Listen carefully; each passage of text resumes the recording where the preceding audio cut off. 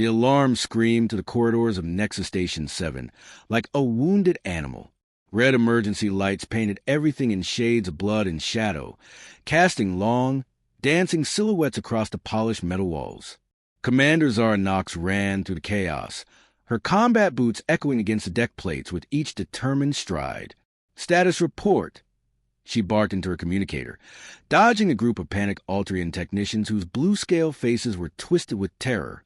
"Commander," came the crackling voice of Lieutenant Torres. "We got 47 species representatives trapped in the training facility. The Vorthak broke containment 10 minutes ago." Zara's blood ran cold. The Vorthak, the nightmare that had haunted the galaxy for 3 centuries. A species so brutal, so impossibly violent, that every civilized world had agreed on one universal truth. You don't fight a Vorthak. You run, you hide, or you die. She burst through the doors of the Central Command Center, where chaos reigned supreme. Holographic displays flickered with incoming distress signals from across the station. The multi-species crew worked frantically at their consoles, their various forms of panic creating a symphony of clicks, whistles, and worried chatter. "How many?" Zara demanded, scanning the tactical display. Chief Science Officer Kren, a tall, mantis-like Thryon, clicked his mandibles nervously. 12 adult Vorthak. They were being transported to the maximum security research facility on Kepler 9 when their containment vessel suffered a catastrophic failure. 12. Zara let out a bitter laugh. Just 12 creatures, and they've got an entire station of advanced civilizations cowering in their bunkers. "Commander," Admiral Vex interrupted, his crystalline Zaloran form shimmering with anxiety. "With respect, these are not just any creatures. The Vorthak have never been defeated in single combat. Their bone density is 15 times that of most species. Their reflexes operate at superhuman levels. Their pain tolerance is—" He paused, his voice dropping to a whisper. "They feel no pain." Zara turned to face the main display, watching the security feeds from Deck 12. The Vorthak moved through the corridors like living nightmares, their coal-black exoskeletons gleaming under the emergency lights. Each stood nearly 9 feet tall, the 4 arms ending in razor-sharp claws, and heads that resembled a fusion of predatory insect and apex reptile. "Where are they heading?" she asked, her voice steady despite the ice forming in her stomach. "Training Complex Alpha," Torres replied grimly, "the one hosting the Galactic Defense Summit. We have representatives from 47 species trapped inside, including 3 Council Prime Ministers and the heir to the Andromedan throne." The weight of the situation settled on everyone's shoulders like a lead blanket. If those representatives died, it wouldn't just be a tragedy. It would shatter the fragile peace that held the galaxy together. "Evacuation protocols?" Zara inquired, though she already knew the answer. "Impossible," Admiral Vex replied, his form flickering with despair. "The Vorthak have positioned themselves between the training complex and all escape routes. They're hunting, playing with their prey." Instructor Malik stepped forward from the crowd of officers. The grizzled veteran of a dozen wars looked older than his 60 years. His scarred face a map of battles fought and survived. "Commander, there's something else. The security feeds show they're not just killing indiscriminately. They're herding everyone into the main training arena." "A feeding ground," Zara muttered, understanding dawning in her eyes. "They want to savor this." The tactical display updated, showing the trapped delegates huddled in the center of the massive training facility. 47 of the galaxy's most brilliant minds, reduced to terrified prey animals waiting for the slaughter. "Options?" Zara demanded, turning to her senior staff. "We could try a coordinated strike," suggested Captain Morris, the human military attaché. "Hit them with everything we've got." Instructor Malik shook his head gravely. "You'd need at least 200 trained soldiers to have a chance against 12 Vorthak. We have 37 security personnel on station, and half of them are already casualties." "What about the automated defense systems?" Lieutenant Torres offered hopefully. "Already tried." Chief Kren clicked mournfully. "Their exoskeletons are too dense. Our standard energy weapons might as well be flashlights." Silence fell over the command center, like a funeral shroud. The weight of helplessness pressed down on everyone. broken only by the distant sounds of metal being torn apart and the occasional terrified scream echoing through the station's ventilation system. Then Zara Knox did something that no one expected. She laughed. Not a bitter laugh. Not a desperate laugh. A genuine, amused chuckle that made everyone stare at her as if she'd lost her mind. "Commander?" Admiral Vex asked cautiously. "Are you experiencing some form of psychological break?" "Oh, no," Zara replied, her smile widening into something that looked almost predatory. "I'm experiencing clarity. You know what's funny about this whole situation?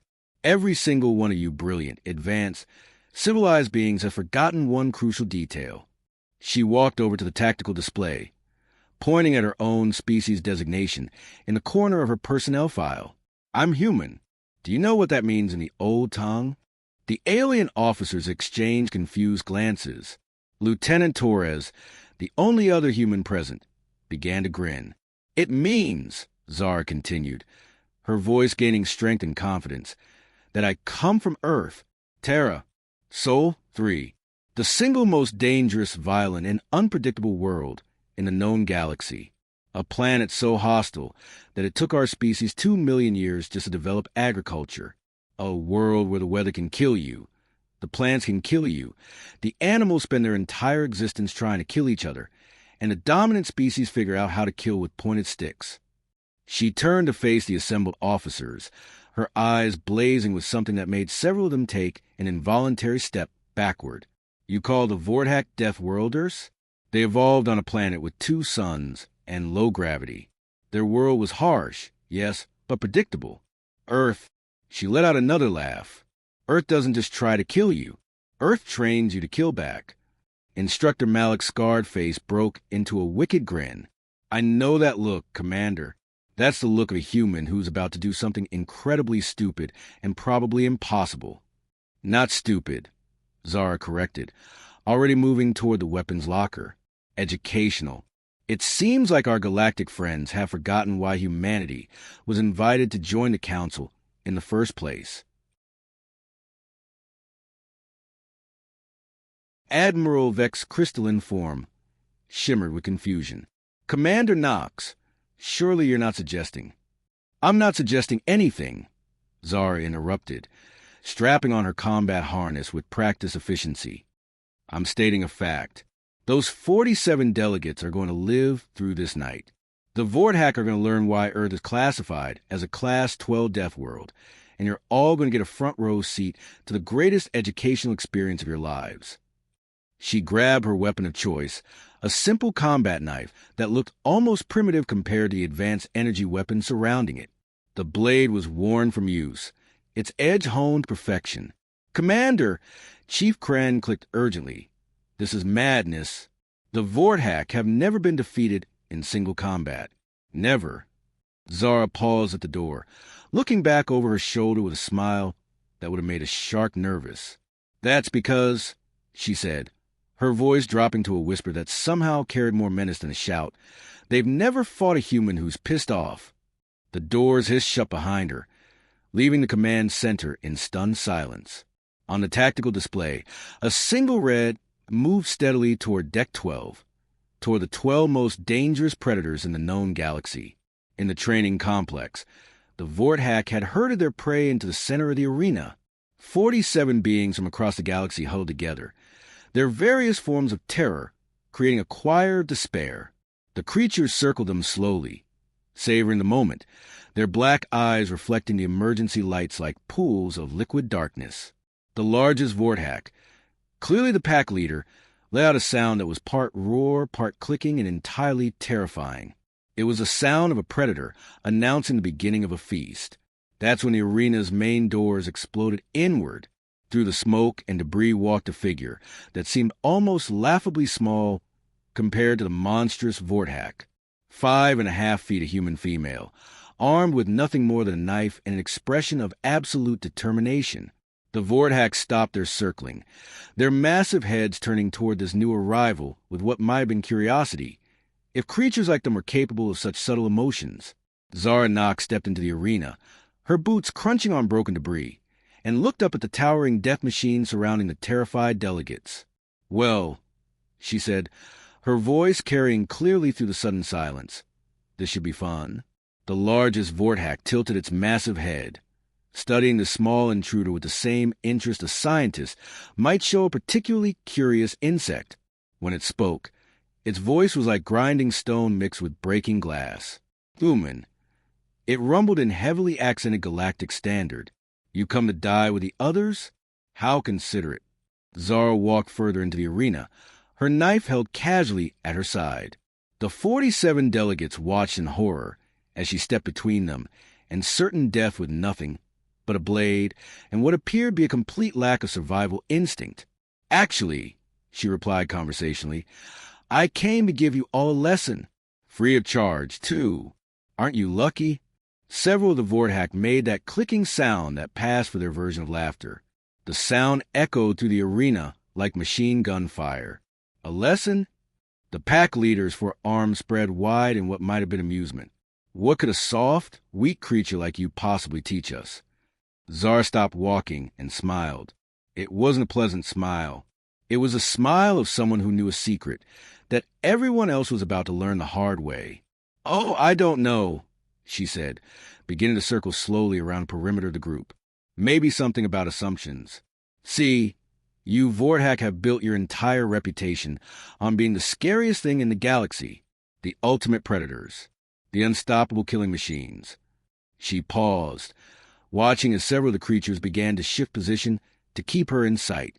There's just one tiny problem with that reputation, she continued, her voice taking on a lecturing tone that made several of the delegates recognize her as someone who had clearly spent time teaching.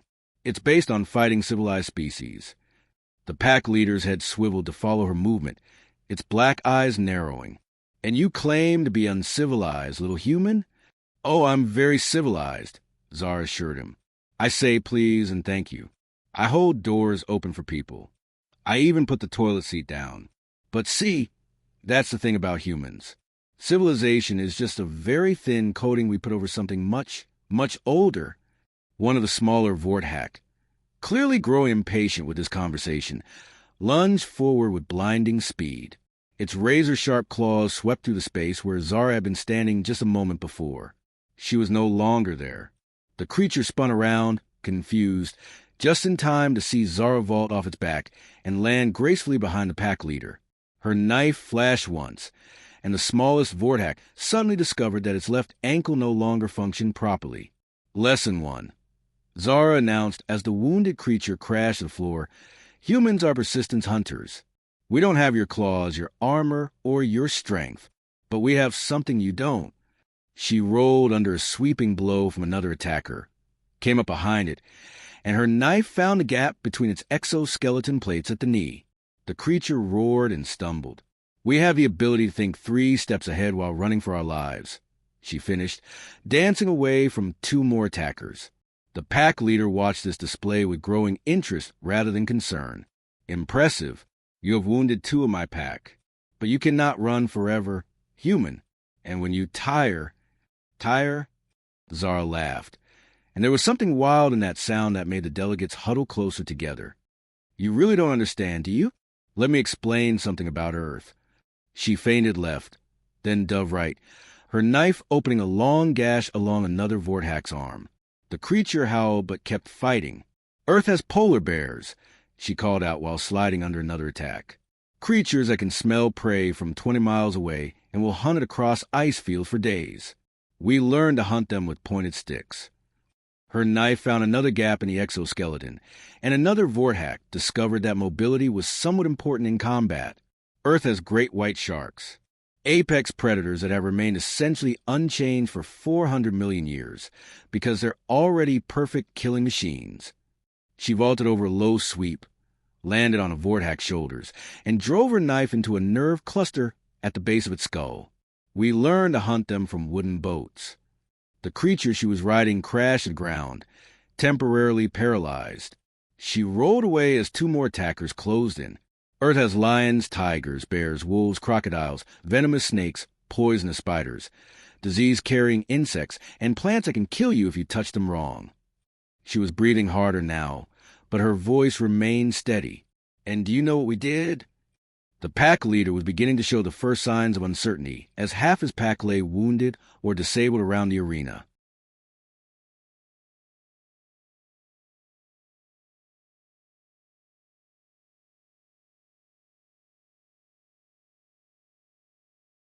"What?" he growled. "We domesticated the ones we liked and ate the ones we didn't," Zara replied cheerfully, then promptly disappeared under a coordinated attack from the remaining healthy Vorthak. For a moment, the delegates thought it was over. The creatures piled on top of where she'd been, their claws and teeth seeking flesh. Then they heard her voice, muffled but unmistakably amused. "And that brings us to lesson 2. Humans don't just fight to win. We fight to survive. And there's a very important difference." The pile of Vorthak suddenly exploded outward as something small and fast and incredibly angry carved its way through them from the inside. Zara emerged from the chaos covered in various colors of alien blood, her knife dripping, and her eyes blazing with a primal fury that made the pack leader take an involuntary step backward. "See," she said, wiping blood from her face with the back of her hand. "When you fight to win, you stop when your opponent is defeated. When you fight to survive, you stop when your opponent is dead." 3 Vorthak remained standing, including the pack leader. They circled her warily now, their earlier confidence replaced by something that looked suspiciously like caution. "You want to know the real secret of humanity?" Zara asked, her voice dropping to barely above a whisper. "Every other species in this galaxy evolved to fill a specific niche.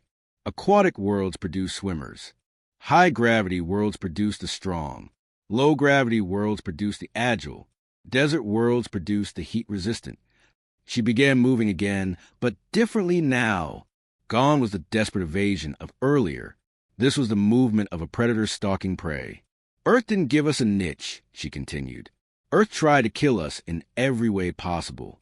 Heat, cold, drought, flood, predators, diseases, poisonous everything, natural disasters, ice ages, asteroid impacts. For millions of years, our planet threw everything it had at us. One of the remaining Vorthak tried to flank her. She spun and drove her knife into its throat so fast that it was dead before it realized it had been attacked. And do you know what happened?" she asked conversationally as the creature collapsed. "We adapted, not to one environment, but to all of them. We didn't evolve to be the fastest or the strongest or the most poisonous or the most armored. The second Vorthak tried a different approach, feigning high and attacking low. Zara saw it coming from 3 moves away. Her knife punched through its eye and into its brain. It died instantly. We evolved to be the most dangerous thing on the planet," she finished, turned to face the pack leader. "And then we got bored and started looking for bigger challenges." The last Vorthak, the massive pack leader who had terrorized star systems and earned a reputation as the ultimate predator, stood alone in an arena littered with the bodies of his pack. Across from him stood a human female, barely half his size, armed with primitive blade, and smiling like she was having the time of her life. "Impossible," he whispered. "We are Vorthak. We are death incarnate. You're apex predators from a world that made you the strongest thing around," Zara corrected him. "I'm an apex predator from a world that tried to murder me every single day from birth. There's a difference."